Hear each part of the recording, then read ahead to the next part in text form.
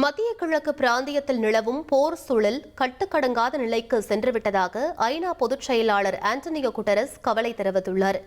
நியூயார்க்கில் உள்ள ஐநா தலைமையகத்தில் செய்தியாளர்களிடம் பேசிய அவர், இந்த யுத்தத்தை முடிவுக்கு கொண்டுவர வேண்டிய தருணம் வந்துவிட்டதாக அமெரிக்கா மற்றும் இஸ்ரேலுக்கு வலியுறுத்தினார்.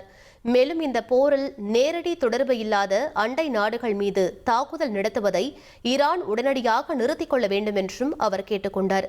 குறிப்பாக ஹோர்முஸ் நீர்சந்தி மூடப்பட்டிருப்பதால் உலகளவில் எரிபொருள் மற்றும் உர விநியோகம் பாதிக்கப்பட்டு பொருளாதார அதிர்வலைகள் ஏற்பட்டுள்ளதை அவர் சுட்டிக்காட்டினார். நிலைமை மேலும் மோசமாவதற்கு முன்பாக அனைத்து தரப்பினரும் பேச்சுவார்த்தைக்கு திரும்ப வேண்டும் என்றும் வேண்டுகோள் விடுத்தார்.